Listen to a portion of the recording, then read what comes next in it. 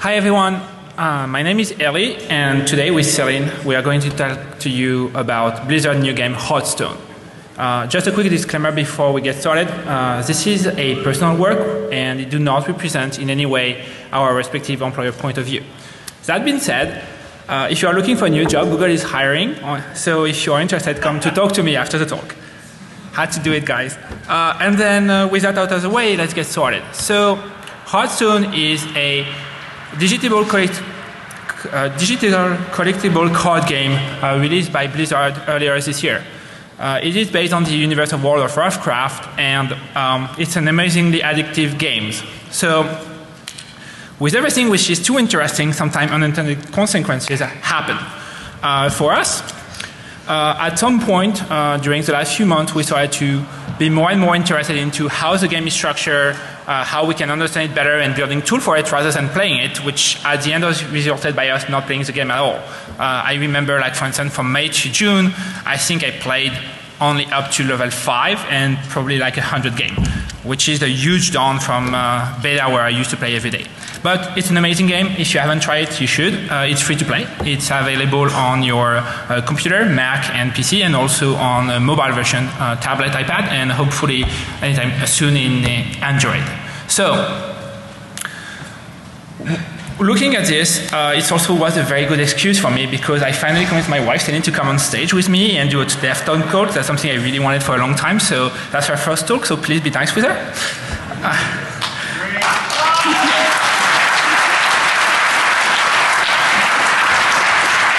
Alright, so what are we talking about today? Today we're going to talk about game complexity. Hearthstone have about 500 cards now, and complexity creates bias. And the question is, can we use this bias? Can we exploit them? Can we find things which make us give us an edge? And that's what this talk is about. We wrote about our research and sent it to Blizzard. I don't know if some of them are in the room, but we didn't get any response, so I think they're fine with it. You know, no answer means yes, right? So, why we wanted to talk to you. First thing we want to tell you about how to find undervalued cards. So each card has a value, and the question is, are they better bang for the buck than others? The second thing we wanted to tell you, and the other thing we really kept under the wrap and we didn't advertise at all so far, it's a surprise at DEFCON, is can you predict what your opponent is going to play? Yes, it's possible, and we're going to show you how, to a certain extent. We also wanted to tell you about how to predict the game outcome. It's very interesting, except we don't have time. 45 minutes is too short, so we'll write a blog post about it.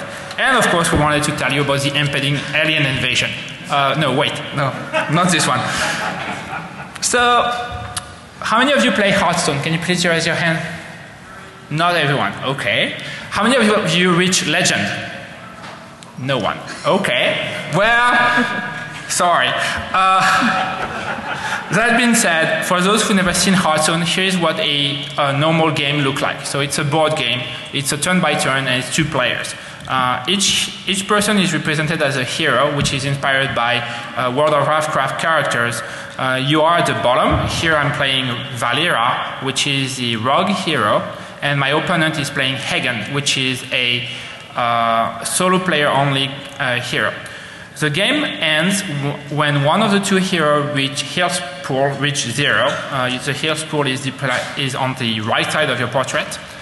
And so how do you kill people? Well, you use decks, and the decks contain cards. 30 cards for each player. It's a hard limit. You can do only 30, not 29, not 31, just 30. And each card has special effect. So every turn you draw a card, and the card goes into your hand. This is my hand, and you can see one of the cards is highlighted in green. It means I have enough mana to play it. The mana is the resource you use to play cards. Your opponent also have a hand. You only see the back of it, obviously because you don't want to tip people's hands. For those who are curious, no, the game do not know the card ahead of time, and no, you can't cheat with that. I checked.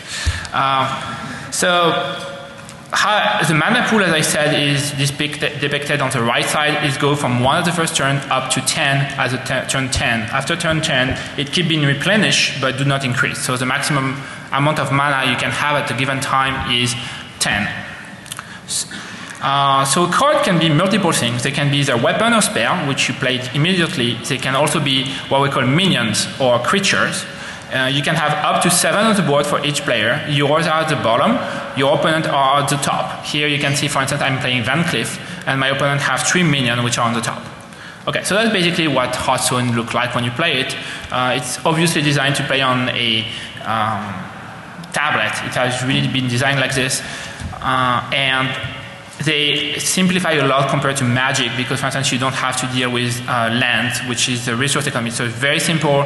They try to make it very, very easy for people to get in and get their first free shot before buying cards, which is how they make money. That being said, there is a lot of complexity, as we will see. Here is a quick video of me playing Hearthstone in non-ranking mode just to show you the game. So you can see this is my turn, so I'm playing. My card do a special effect, bring a new card into game. I draw a card which goes to my hand. I play another card and I click end of the turn, and then my opponent have a secret which is a trigger effect. And that's basically what the turn looked like. On the video it looks awesome because the guy played really fast. Sometimes you have up to 90 seconds to play a turn, so you have to wait and drink your coffee. So some people try to actually play 2 games at once. So what makes the game so interesting are cards. Everything is a card. If you look at how the game is structured, actually your hero is a card. Everything in the game is modeled as card, and the card is the thing we're going to look at in depth in this first part. So a card have a minion, here the Yeti, have at least 4 attributes. The first one is the mana, which is a cost you pay to play the card, as I said, from 0 to 10. And then you have basic attributes in this card, which is attack, 4 here, and health, 5. So that's the card, and this is a very boring card. I mean, the illustration is nice, but nothing special about this card. What makes the game fun is there is a lot of cards which have a lot of interesting effects. These are 3 of my favorite cards, Van Cleef, the Fairy Dragon, and the Cabal Shadow Priest. And what's very interesting is you can combine all those effects and do unintended or very special combo, and that's basically how you win the game. So finding good synergy between cards is one of the fun aspects of the game. So now that we know cards, the question is there a better card or card which have a better bang for the buck than others? How we find those? Well, let's start first with the theory. I know it's early in the morning and the head hurts, but bear with me, please. We're going to start with the basic assumption of how we're going to model this. The first thing is the mana cost is proportional to the card power, which means that if you play a 1 mana card, it's less powerful than a 2 mana card, which is less powerful than a 3 mana card. If you haven't that, the game is broken because everyone will play just the most powerful thing, which is 1, and overrun people. No, Zoo is not that overpowerful for people who play it. It is a little bit unbalanced, but not that so much. 2 is the power of the card roughly increases linearly, which means a 2 mana card is roughly twice as powerful than the 1 mana card. If this hypothesis is not true, it means that if it was exponential, which means the highest card would be vastly superior to the lowest card, then Rush deck would have no chance of success. As the opposite, if it was a log scale, then long-term games, which we call control deck, will have no chance of success. So roughly, the linear is something you need to be able to have the game balanced between short-term and long-term. It's not quite linear, but it's a reasonable assumption. Card effect have a constant price. It means that a Divine Shield or any effect have the same price regardless of the card it's in. There is no discount for a specific card, there is no secret, all of it's in the card. Which brings us to the fourth one, which is having a card has value. Remember, you only get 1 card each turn, so even holding a card has some value, which we call the intrinsic value of the card. And finally, we believe there is no secret. We believe Blizzard has no hidden component, hidden balancing factor, and what you have in the card is exactly what the value of the card should be. So if we were summing all the attributes, you would get the value of the card. The question is how you sum them is another question we're going to explore, but there is nothing secret about it, and we believe everything in the game, and you can actually look at it. So that's where we started. So how do we model a card? Well, as I said, the mana is a price, so the price is equal to the attack and the health and the intrinsic value of my Yeti. There is nothing else on the card, so we assume that the mana is the price in mana is exactly the sum of those attributes. You put it into a linear function, don't worry, it's very simple. You say, well, 4 mana is 4 attacks, where A is basically what we call the attack coefficient, which is the base point, how much mana it costs to have one attack, plus 5 health, where H is the coefficient for health, which is the base point, how much 1 health point costs in mana, plus I, which is the intrinsic value of the card, which is how much mana does it cost to even hold the card. So with that, you can already, even look, without looking at the coefficient just yet, you can compare two cards. So take another very common card, which is the Boulder Fist Ogre, which is heavily played in Arena, and we can also put it in equation, right? 6 mana is 6 attacks plus 7 health plus the intrinsic value, and we want to compare it to our Chillwind Yeti. So same thing, well, not really easy to compare, so we're going to be very, very high tech. We're going to go back to 4th grade and we're going to just divide by 6. Yes, that's really hard, I know. And then it gives you 1 mana point. So for 1 mana point, you get 1 attack, 1.16 health, and the intrinsic value of the card. On the other hand, we're going to divide by 4. And by doing this, you say, well, for 1 mana point, what you get is 1 attack and 1.25 health, plus the intrinsic value. And here you can immediately see that one of them get better bang for the bucks. The Yeti gets more health point per mana point than the Boulder Fist Ogre. And that's the kind of imbalance we're going to look for. Let me give you a more interesting example. Fireball, my most hated card. I hate to be killed by a fireball, but that's a very simple thing. For those who don't know what a fireball is, it's a big ball of fire that people throw at you and you die. That's what it is. And so basically this one is very simple to model. You pay 4 mana and you basically blast the guy with 6 damage, or a creature. So very simple to model. 1 mana is 1.5 damage. Alright, and they're like, well, you know, a fireball is great. How about we make a giant fireball? It's called a pyroblast. Bigger, stronger, meaner. And the pyroblast is basically 10 mana, and for 10 mana this time you get 10 damage. Well, okay, but then in that case, it might be bigger, but the bang for the value is not that great. You get 1 mana, 1 damage, and you can immediately see that's not quite right. If you have 10 mana, you can play 2 fireball and a half for the price of 1 pyroblast. So the value of the pyroblast is less interesting than the fireball. What's interesting is this is a new version of the pyroblast.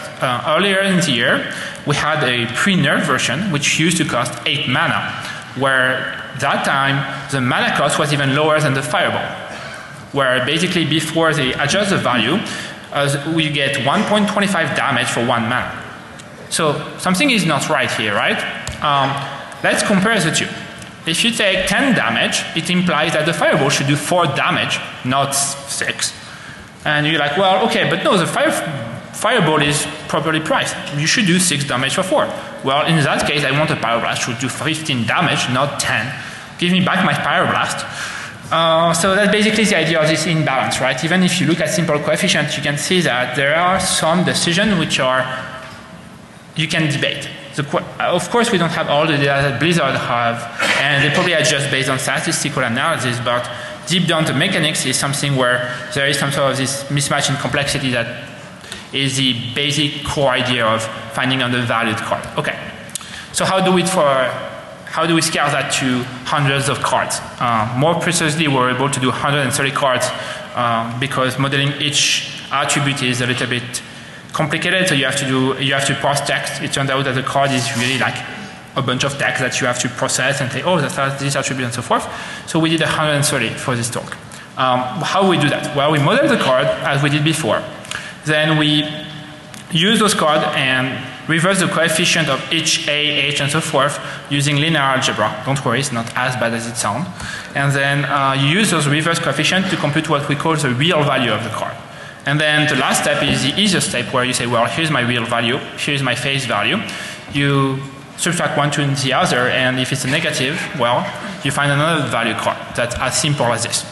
Well, easier said than done, but not that bad. So let me show you on a very simple example, 5 cards, how it look like. And then when we know that, I will show you the real results. So let's take 3 cards which has charge. Charge is basically you put a card and the card can attack as soon as it is come into play. So we have 4, we have the Corcoran, the Rocketeers, and the Argent Commander. And we're going to show 2 more cards, which is which have Divine Shield. And the reason why the Argent Commander is in the middle is because it has both attributes. And that's one of the ideas of having linear algebra is you can commute coefficients. So as I said, this is the same price. So with 5 cards, we can make it work. And that's also why we can compare cards is because you have this very complicated interleaving. So we do as we did before. We put them into an equation. So our card crown have 4 attacks, 3 health, plus C, which is a charge coefficient, plus I, which is the intrinsic value of the card. And we do that for the 5 cards. Trust me, it's correct. Then we're going to reverse the attribute coefficient. To do that, we put them into a matrix, which is basically a table. And we put them like this. You say, well, for 4 mana, I get 4 attack, 3 health, 1 charge, 0 Divine Shield, and 1 intrinsic value. That's the first card. Then I do the same thing for the Rocketeer, same thing for the Argent Squire. And here you can see it has Divine Shield and charge, so you have 1 and 1. And then you add the 2 other cards, which has the Divine Shield. The top one was something, and the third one is the Argent Square. And you can see, so basically you have your 5 thing, then you apply 1 line of Python, which is the least square, and boom, you get coefficient. And the coefficient are 1 for attack, the A, -1 for health, 2 for charge, 1 for Divine Shield, and intrinsic. And you're like, dude, that doesn't make any sense. You can't have a discount for health. Yes, you're right. It is because we only have 5 cards. 5 cards do not give you good coefficient because there is too much instability. You need way more. But it's just for this example, so bear with us. It's an example. So now how do you find the real price? Well, now we're going to be back to kindergarten, where you learn how to add stuff. So you know, you have 4A plus 2H plus C plus D plus I. So basically what you do is you say, well, it's 4 times 1 plus 2 times -1 plus 1 plus 1. And the price is 6. So the real value, according to our coefficient, is 6. Well, the card is fair, right? There is nothing different between the face value and the real value. So you're like, meh, not interesting. Okay, let's try again with one of the most undervalued cards in the game, the Argent Squire. A lot of people said in the forum it is undervalued. Let's try again, right? So it's one attack, 1 health, 1 plus Divine Shield plus the value of the card. So it's 1 times 1 plus 1 times -1 plus 1 plus 1. Well, now it's 2. Wait, 2? No, the card is 1, right? And yeah, you're right. That's why it's an undervalued card. It actually should cost twice. So even with our bogus coefficient, you can always see that this guy is clearly undervalued. That's basically the idea we have. This is how it works. So I did post that online, and we got a lot of good feedback about it. A lot of people from Reddit, a lot of good comments. Thanks to everyone who pointed out. The most important one we got was, well, dude, you should take into account dependency, and it's actually true. That's thanks to Neil, who pointed out that charge should be basically a factor of the attack, because you attack for the amount of the attack. So we now in the real model use attack time charge. Same thing for Wind Fury. Wind Fury, now we model it by taking into account the attack of the card. The one where we have a lot of debate question is about Divine Shield. We don't know what Divine Shield should be. Is it just Divine Shield as a coefficient? Is it related to health? Related to attack? It's really difficult. If you have idea, let me know. The thing we got, so that's a comment from someone on the blog, which actually wrote me a long post saying, well, no, actually cards have a budget. And the budget is 2 times the mana plus 1. I have no idea how we come up with the idea. It is absolutely reasonable, and when you do it, the coefficient looks way better. It is true. I just don't know how this guy get it, but thanks. So after writing code and debugging and debugging and debugging, you have something, you run it, and voila, you get your coefficient. So these are the coefficient we got for 133 cards. You can see that the most valued coefficient is sorry, I must mention, because we use the budget idea that has been proposed, now 2 coefficient points is roughly 1 mana point. So basically destroying a minion costs you 5 mana to add to a card. A board damage costs you about 1.5 damage, 1.5 mana per point. Drawing a card costs you, a single card costs you roughly 1.5 mana. Divine Shield is pretty expensive, it costs you almost 1 mana point and so forth. We also have negative coefficient, which is basically decrease the price of the card. As you expect, having your opponent drawing cards is the highest one, followed by discarding cards. Doom Guard, I'm looking to you here. And then we have Overload, which is the shaman mechanism, which you pay another price, right? So all of this seems perfectly fine, and we were really happy. And we had this guy, which is a bot damage. So we did something we thought was very clever, which was like, let's model single target and multiple target coefficient as different. That is a stupid idea. I'm going to show you why in a few slides, but keep in mind that we tried. More than in a few slides. So one way to visualize what it looks like as a result is you can put on a graph where the x-axis is how much Blizzard assigned as a card as a face value, and on the y-axis how much the algorithm believes the card is worth. So it gives you on the left triangle the undervalued cards, they are in green, and the overpriced card on the bottom right triangle. Of course, because we arbitrarily force cards to be either undervalued or overvalued, you're not that interested into the one which are close to the line in the middle, which is like fair price. What's interesting is the people who are clear outlier, and there is quite a few. The reason why we have a lot of low value cards is because when we model cards, cards which have like shared ability are mainly lower value. It's not because the algorithm favor one or the other, it's just because when we did model, and you can see it on the slide, most of them are on the left side of the graph. For higher cards, they usually have special ability which are not captured by this model. I'm going to show you another one for those special ability just after that. So, no more blah blah. What is the result? Well, one of the most undervalued cards is Soulfire. We do believe it actually should be at least 1 mana. Light of Justice is also undervalued. This one actually triggered a lot of discussion, but then a lot of people pointed out that they do pick it into the arena. It gives you 4 attacks for 1 mana, which is somewhat overkill if you think about it. Not surprisingly, Mortal Coil, Power Shield, all of them are perfectly, and Argent Square. You're here, man. I see you. And there's also Explosive Trap. Somehow it actually gives you something which seems reasonable to most people. The one which is a little bit bizarre is Sacrificial Pact. It's probably a bug in the code. And do notice we also have high value cards. The one which probably is the most overpowerful is the Fire Elemental, which the algorithm believe it's probably 7 mana, not 6. Something which also has been mentioned before by people just by looking at the cards. So somehow the algorithm gives you a reasonable result. So we believe we are on the right track. If you want to look at the full detail, all the coefficient, all the card rank, they're on my website. You can just go there, and we keep updating it as we update the model. And if you have idea on how to make the model better, as we said, let us know. So, how do you take it to the next level? So far we have only used a card. The question is, how do you make it better? Well, it's really difficult, at least without extra data. And this extra data is how people play the game. Most of the other cards depend on the state of the game, and we don't have insight about it unless you have a lot and a lot and a lot of replays. Of course, Hearthstone being very, very new, we don't have that much replay, and it's actually not a built-in feature. So, fortunately for us, we get our hand on 100 games which are being played between May and June.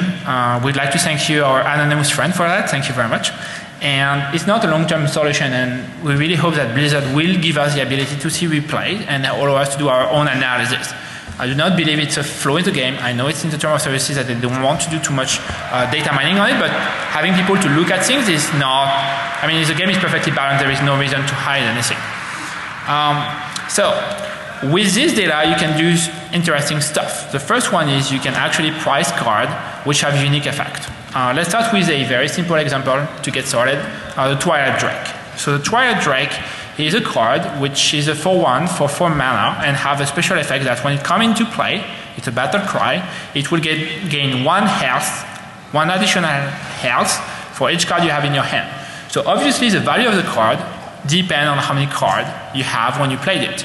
So you can build a model where you say, well, if I have 1 card in my hand, then it has 1 extra health. And then the real value is 1.3 mana. If I have 2, it's 1.9 and so forth, up to 9. You have a maximum of 10 cards. So plus the Twilight Drake, the maximum is 9, or it's 5.9.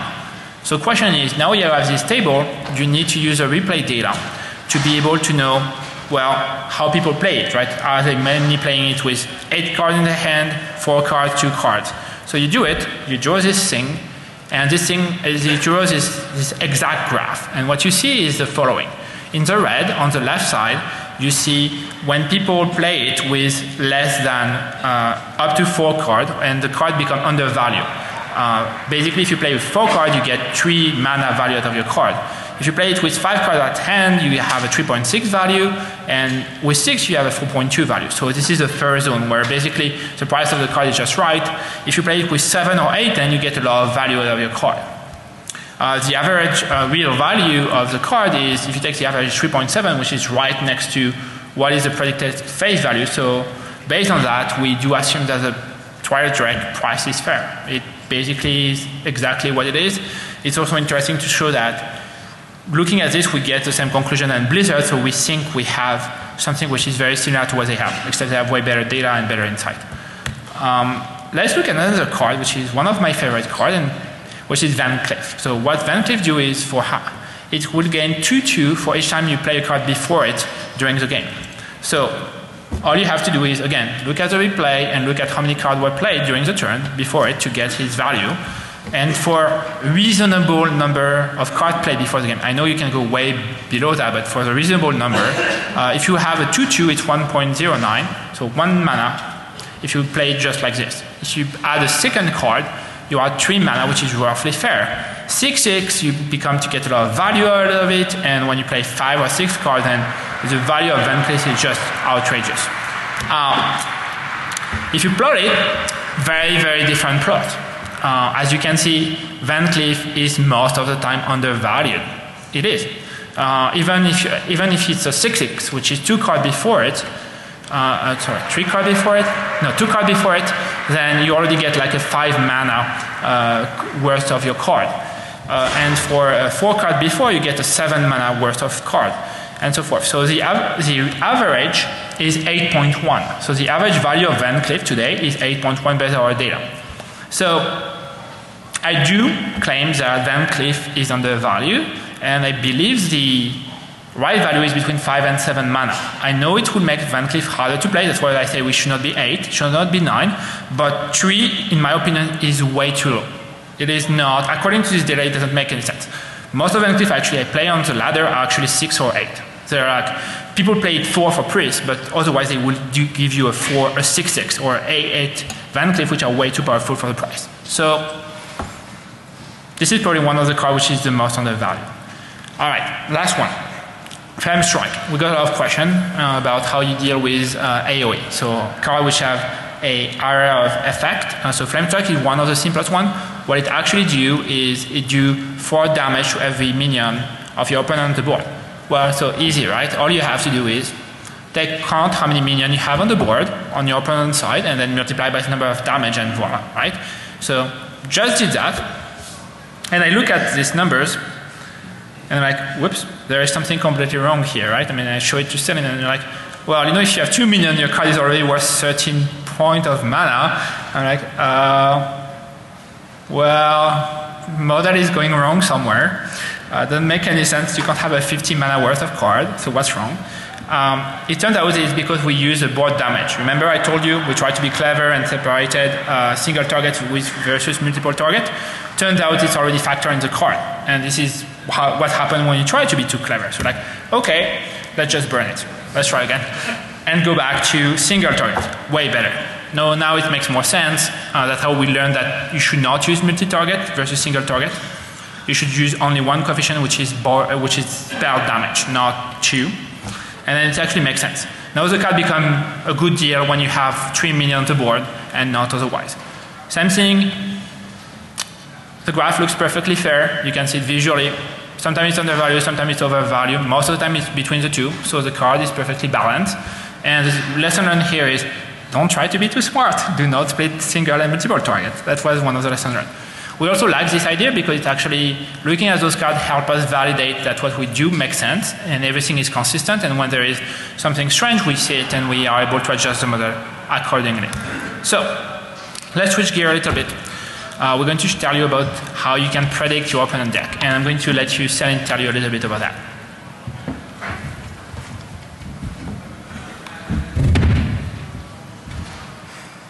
So hello everybody, my name is Celine and I'm going to show you our in-game tool. So the tool is a web application written in Python. It runs on a small web server called Flask. So you can display the web page just text to your game, as you can see on the left side of the screen, or you can also use any devices with a web browser, such as a tablet. So this tool implements all the algorithms described in this talk, so you can benefit from them easily. So the main screen in our tool is a real-time dashboard, so you can use it to track game metrics, played cards, and predicted cards for your opponent during a game. So the first box on top displays the game metrics. There are 3 metrics. So the mana advantage, so it's the difference between how much mana you spend and how much mana your opponent spent by playing cards. The draw advantage is the difference between how many cards you drew and how many cards your opponent drew.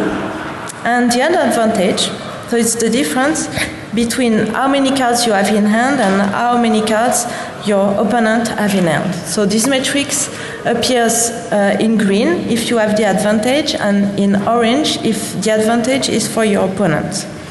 So in our study, we found that those metrics are the most predictive of the game outcome. So we won't go into detail today due to lack of time, but we will do a blog post later about it. Below the metrics, you can see your deck. So you can see how many cards of each type you have in your deck in the T column, so T for total, which one of them are currently on the board in green in the P column, P for played, and how many are dead in red in the D column, so D for dead. So below your deck, there is a third box that shows what cards your opponent played. Every time your opponent plays a card, it will appear in this box. Same with total card in the T column, played card in the P column, and dead card in the D column.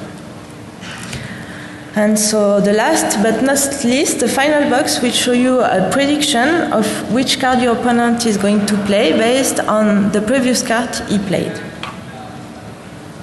So how did we manage to get the game data? So we could use packet sniffing to get the game data. It gives you the best data. It's a violation of Blizzard's terms of service, so we didn't use it. We could use OCR for optical character recognition, so it gives you good data, but it costs a lot of CPU and it's not very reliable, so we ruled it out. So we ended up using the debug log, so you can start your game in debug mode using a small config file. It's a simple method to get Hearthstone data, but it has some limitations. Like there's only game data, you can't see your opponent name, player ranks, or which card attacked which card, and there are also no info about decks. So it would have been great if Blizzard provided a log system as good as the one in World of Warcraft. So now you will see our tool in action in a short video.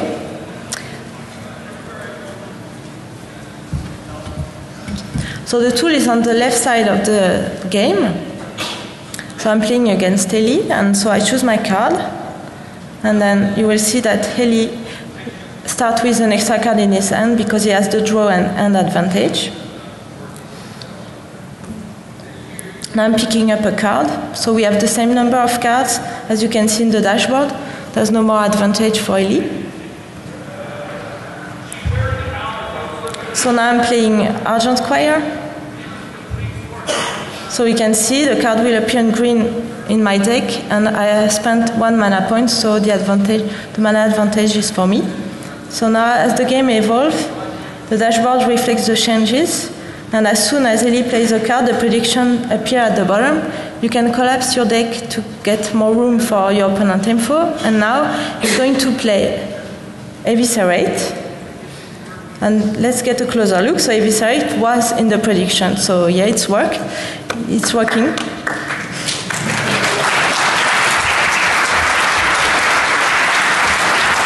And at some point, he tries to kill me with Leroy. And good for me, I have a nice juggler. It saved me. So I hope you liked it. So in addition to the real-time dashboard, you can also see the current game history in the turn screen. So it allows you to see what happened turn by turn during the game and learn from your mistakes. So our tool will be available next week on GitHub. So we currently need help with to improve deck import using OCR because we currently use a text file. So we also want to display the game history and do the macOS and Windows packaging and improve card modeling. So if you want more info, don't hesitate to talk to us after the presentation. Thanks. Back to Ellie now.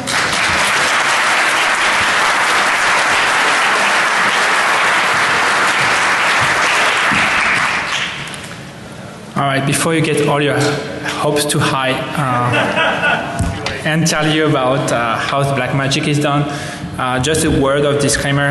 Because Naxxmara, which is the extension, has just been released, the meta is quickly shifting, so the predictions are not accurate. As I said, we don't have access to a lot of games, so it takes a while for us to build a model.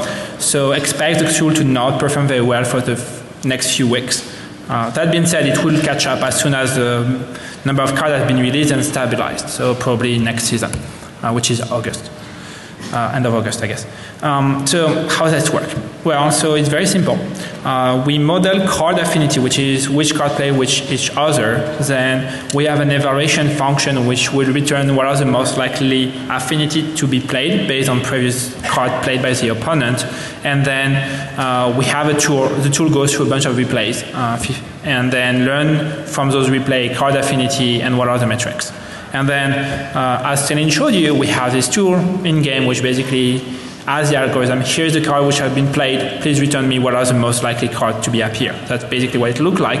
We're going to see each step at a time, and that will be the last part of the talk. So, card affinity. As I said, Hearthstone have about 500 cards. So if we were to look at all the card combination, it would be almost impossible. Maybe like for 30 cards in the deck, we have like close to an impossible number of combinations. So what we really do is we exploit the fact that in practice, cards really work well together, and some cards do not work well together. Like if you play Druid, you have the combo, and the combo is Savage Roar plus Force of Nature. So if you have one, it's likely you have the other. On the other hand, you do not have Force of Nature and, I don't know, a Murloc. Doesn't make any sense, so this is not an affinity that you need to model. So we model affinity like this. How we do that? Well, we use the simplest thing you can think of, which is called n-grams. Here is one of the simplest versions, which is called bigram, which is modeling pairwise of cards. So what we look at is we look in the replay as a sequence of cards which has been played by our opponent, regardless of the turn, and we say, well, the Armor Smith has been played, and then the guy plays the Taskmaster, so that's one big round, and we record the affinity between the two. We say, well, if you play the Armor Smith, then you're likely to play the Taskmaster. And then we look at the second part of the stream, which is, well, the Taskmaster is followed by the Acolyte of Pain, so we record also there is an affinity between those two cards. So that being said, we know that the cards are drawn at random, right? When you get one card at each turn, it's at random. So to model that and account for that, we relax the assumption of order, and we use what we call unordered n-grams. And here are unordered bigram, where we say, well, let's take every pairwise. If you play sometime during the game Armor Smith, then later on you're likely to play Taskmaster. If you played the Acolyte of Pain and you're a warrior, then you are likely to play Armor Smith. And so we keep those. We also tried trigram, which is triple of cards and so forth. Turns out that the best model is the least constrained one, which is bigram. So how do we evaluate card affinity? Well, very simple again. The opponent played, let's say, Deadly Poison and also Shift, which are two cards. So then from there we say, well, what is the affinity of those cards? Well, for Deadly Poison, we know that Fan of Night has been seen 500 times. And then Blade Fury has been seen 350 times. So we look at those. And for Shiv, we know that Blade Fairy have been seen 400 times. And if you play Shiv, we also saw the Harmony Berserker 400 times. So we combine them. And again, very simple, the simplest strategy, which is like we just sum. And we say how many times those cards appear, you get the ranking. And the ranking is Blade Fairy is on top because it's 350 plus 400. It's followed by the Fan of Knife, 500. And then you put a cutoff wherever you want. And you say, well, this is my third prediction, doesn't make it because I only want 2. So I discard the Harmony. That's how it works. It seems extremely simple. Turns out if you do something more complicated, it won't work. I try more things. Actually, this one works really well. So how did we did? We took 550,000 replays. And we did one model per class because each class has some unique card and we didn't want to have cross-stream. And we run the code. Well, first we write the code, but then we run the code and we learn the thing. And then we run. But actually the algorithm learned basically the 550,000 replays in less than 3 minutes. So it's not as much work. And then victory. I was actually shocked at how good the thing was. By turn 3, the highest prediction have a 97% chance to be played, which means that out of 100 games, the first prediction that the algorithm return at turn 3 will be played. Sometime in the future, we don't know if it's the next card or the card, but it actually tells you, yes, this card will be played. If you want to look a little bit deeper, this is the curve of the average prediction of the algorithm for 10 predictions turn by turn. You can see it actually rise because you get more and more information as turn plays. The more cards the opponent plays, the more we can look at affinity, so the accuracy increase, and then it starts to decrease after turn 8 because there is less and less cards in the deck of the opponent, so you have less and less chance to be right? I mean, so the balance is somewhat between turn 4 and turn 8. If you look at the ranking function do work. The green represent our best prediction. The orange one represents our lowest prediction, which is at number 10. We choose to cut at 10. And you can clearly see that the best one is actually extremely good, up in the high 90s starting turn 3, whereas the lowest one is barely above 20. And they are converging because the algorithm makes less and less mistakes, but there is also less and less room for errors as turn games progress. So there was a lot of things we wanted to tell you guys, and hindsight, we should have took 2 hours and not 45 minutes. We didn't know where we were going when we applied for the tool. So we wanted to tell you about predicting the game outcome. Again, we'll do a blog post. We also are looking into optimizing deck for mana throughput because we know that mana advantage is the key factor to win. And also by popular request, we got requests for looking at hero power comparison and also comparing various deck of type, like why Zoo is winning versus control, how it works, what is the parameters, some kind of stuff. So that's the thing we are looking forward to do. If you have ideas of things we would like us to do, or if you have ideas of things we should do together, please tell us. We would love to do it. Would like to finish by giving a huge shout out to a lot of people who give us feedback. Thanks a lot. We do read Reddit comments. We do read a lot of comments that people post to us. It's really important. It helps us to get better. Constructive comment, please. But that being said, a big thank you to people. In particular, we'd like to thank Neil and Zach, who spent a lot of time helping us prepare and also give us insightful feedback. And as we said, our anonymous friend who gave us a replay. So thanks a lot.